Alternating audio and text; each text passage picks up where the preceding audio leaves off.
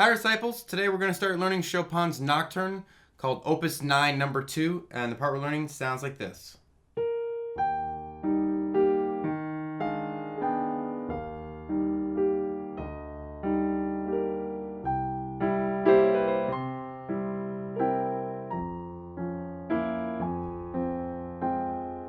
And it goes on from there. But we're just going to start with the first. It's basically two measures with a little pickup because there's a lot going on. And when we get these couple of measures in, it'll help the rest of the song come quickly. All right, so we're going to look at just the right hand first. And you'll see that this is in 12/8. So you want to be thinking 1, 2, 3, 2, 2, 3, 3, 2, 3, 4, 2. Kind of like counting. Each beat is going to have like 3 little pieces. And you see that pickup starts with your 2 finger on a B flat. And immediately your pinky comes up and grabs this G here.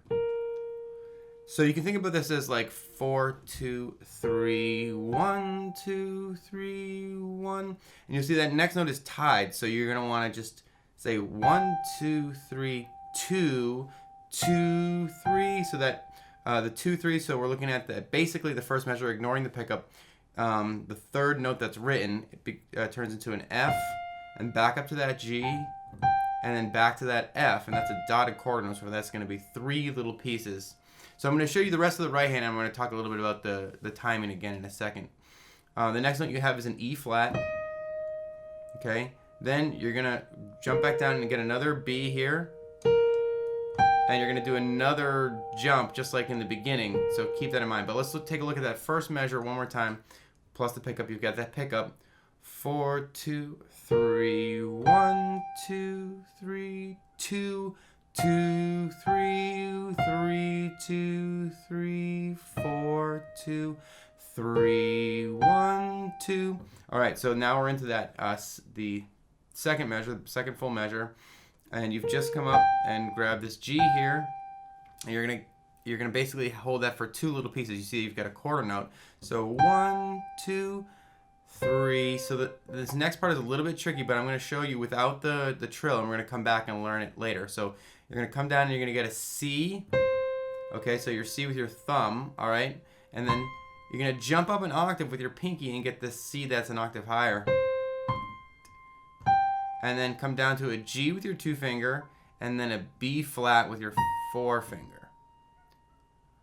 All right, I'm going to sort of show you the rest of this, even though I know this is a lot of stuff fast, but we'll review. And then you're going to come down to an A flat for quarter note, and then a G. So here's that whole last measure we're working on today.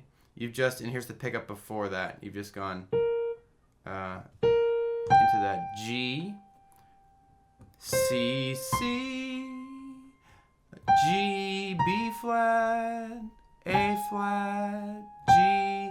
And then we're going to go on from there for the next video. But I need to show something to you before we're quite ready to review all of this. And I'm going to get tricky right away, or right now, I guess. After you jump up from that B flat to the G in the last measure, you'll see that there's that weird, like almost, what are those S cookies above that sort of symbol above this C natural. And you'll see basically what that means is you want to play half steps. So this C, D flat, C, B natural, C, C, and then you move on. But the thing is, you need to play it really fast. So it has to actually sound like this.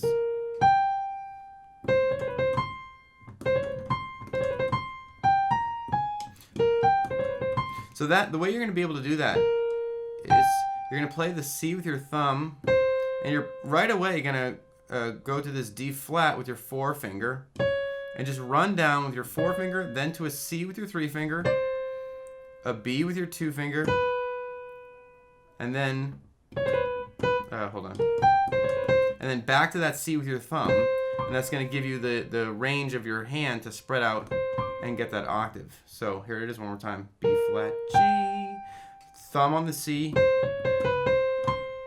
So that's like a slow motion version. C, D flat, C, B, C, C, and then into this last part, and that's going to be later. All right, so here's a review of the right hand for all the stuff we're working on. B flat with your 2 finger to a G, 2, 3, 4, F, G, F, 2, 3, E flat, B flat, G, and here comes that fast 2, 3 with your 2 finger, you're going on that G, B flat, A flat, G. So you're really going to want to think about breaking that right hand. If you know a little bit about reading music, it's going to really help you, but break that right hand. Every time you have a dotted quarter note, that's 3 little pieces. So you want to think about each beat being 3 little pieces, and that's going to help you understand how long to hold everything for, okay? Now, let's take a look at the left hand. The left hand is doing this sort of bouncing. It's almost like a stride piano thing, but it's going to sound, it's not going to sound bluesy or jazzy. It's going to be more like a classical stride piano sound. So you've got a low E flat here with your pinky. And you'll see underneath it, you're also supposed to hold the pedal down for each one of these beats, and then you clear for, hope you can see my leg kind of moving. Each beat clears 1, 2, 3, 2, 2, 3. It clears on the beat to help it not get too muddy. So left hand is going to play an E flat, and then it's going to come up here, it's going to play a G and an E flat with your pinky and your 2 finger. Oops, pinky and 2 finger. And then you're kind of going to follow by keeping this 2 finger where it is, and you're going to play that as part of the next chord that you're playing, but you're going to add a B flat with your 3 finger and a G with your thumb. All right, so here's that first beat. E flat, split, and split/combine. Then your next chord is going to be, you're going to come down to still an E flat, but it's going to be this E flat that's close here, all right? It's just this one that's right down here. Okay, and then this chord, it still has a similar pattern where you're going to have 2 notes and then you're going to sort of split and combine, but the 2 notes are an A flat and a D, and then you're going to go up to a C flat, and this is called a C flat. It's going to seem like a B, but it's called a C flat, and you've got a D and an A flat, all right?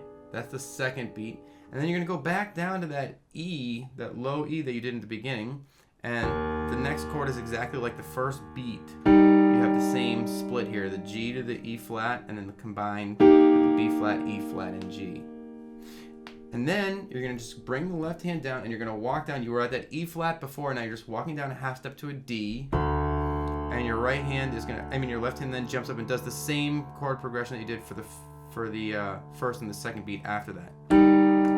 So it's still that G and the E flat combined into the B flat, E flat, and G. I know that's a lot of stuff, so let's take a quick review of the left hand. You've got a low E flat, split and combine, not a higher E flat, slightly different pattern by notes, but same split and combine shapes in your hand. Back down to that low E flat, and then the same split and combine from the beginning. Half step lower, same split and combine. Now you're gonna go a step lower to this C down here, and now you're still gonna split and combine, but the notes are gonna be changed a little bit. You're gonna do a G and an E, and then that's a tricky one to play in your hand. So it's a G and an E, and then you're gonna combine into a B flat, an E, and a G. All right, and then you're gonna come down to this closer C. So there are some similar patterns emerging. You went down to this low C, you did a split and a combine. You're gonna go to this higher C that's near where your hand is, and you're gonna split, and you're gonna combine a little differently this time. So you're gonna do that G and the E, and then you're gonna split and combine the C, an E, and a B flat. Now, the thing that makes this a little bit tricky is that you kind of want to rotate. Your hand is going to want to rotate a lot because you're playing in the middle of the keyboard, and my wrist is going to want to come like this. So to be able to hit this chord is tough, and you'll see how far back in the notes I'm playing. My fingers are slid way back into the notes here to be able to get that. So don't be afraid of shifting your hand a little bit just to be able to get those notes. All right, so I'll review what we've done so far for this measure with the left hand. You've got the C, you split and combine a little differently. A higher C. Then you're going to jump down to an F here with your left hand, and you're going to come up and you're going to play an F and a D flat, and then you're going to play the way you're going to combine it is with a B flat, a D flat, and an E natural. Okay, and then you're going to go back to that F, and you're basically going to outline an F minor chord. So you're going to have an F and a C, and then an A flat and a G, and that C is going to be your combine. So you've got like the split and combine thing, the F and C, and then A flat, C, and F. So, and that's going to be it for the left hand for this section. I'm going to show you, I'm going to bring it together in a second, but the main thing to remember is this sort of shape pattern, I guess, that your left hand is doing, where it's sort of doing this low note, and then it's coming up and it's doing a split and a combine. And hopefully that split and combine starts to make sense if you think about the shapes on your hand. Like I'm splitting these fingers, and then I'm sort of adding these weird ones. So this finger is splitting the ones that are getting added. Hopefully that makes sense. So what I'm going to do now is I'm going to play the left hand. I'm going to sing the right hand, so you don't have to think too much about it, just so you get a sense for where it drops in, okay? So this is the first note. Do, and where am I? Do, do.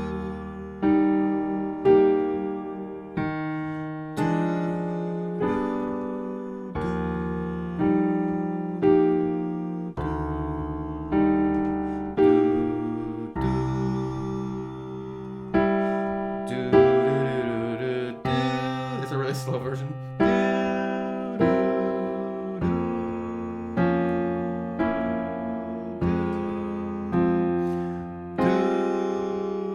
And we'll go on from there.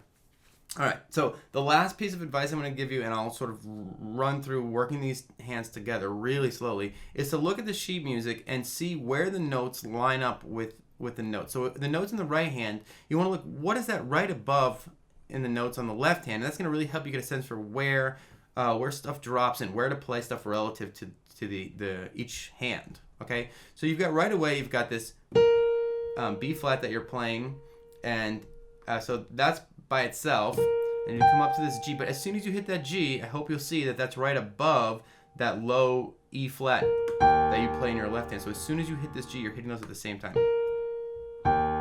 Okay, this is right hand holds out while this jumps up. Combine, and it's going to hold through for the next hit too, which is on this E. But then as soon as you start to split here, then the right hand moves. Oops. Back down. And then when you hit that low D, then you're going to move the right hand to this E flat. On the combine, you're going to add this B flat. Down to the E and this G in your right hand at the same time. And as soon as you hit this combine here with your left hand, you're going to start that, I think it's called a poggiatura, where you're going to be going. And so all that is so fast, and then when you hit this high C, you're already going to be hitting this C a little bit, the sort of higher C that you played in your left hand. And then you're going to be combining here, a different combine, and your left hand is going to play that G. Drop down to this F and your right hand is going to play this B flat at the same time. Then when you come down here for this quarter note, you're still on that F, and you play this F minor chord, and then on the combine. So what'll really help you is if you get your hands on the sheet music and kind of maybe draw lines above, like from the notes in the right hand down to the notes in the left hand. Hey, thanks for watching. I want to let you know that this video is made possible by the generous support of my patrons, members of JoeRaciti.com, and by my awesome subscriber base. Thank you all so much for your support. It means so much to me. If you want to take your support to the next level, if you think that my goal of bringing high quality music education to the entire world is a meaningful goal and one that we can accomplish together, I hope you'll consider taking one of those 3 basic actions to support me. They're small things to do, but they make a huge difference. I'm one person creating many, many videos for the whole world. Every little bit of support counts. So I hope you'll consider. Check out the annotations in this video over, oh, here we go, woo! Check out these annotations and check out the links in the description field of the video. Those 3 actions do a lot for me. I'll see you again really soon. Bye-bye. Don't forget about the links. Bye-bye. And they're in the description too. Bye. And you can stick around for a little while. I mean, if you want to see me make a total fool out of myself. Also, it's about to rain, so I'll probably get totally soaked in a second if you just wait long enough. Actually, maybe you should just click on the links and go, because it's going to be embarrassing and I'm going to get wet and it's going to look weird. I just think, just you should probably just leave. Yeah. I'm going to leave soon, so you probably should. Bye.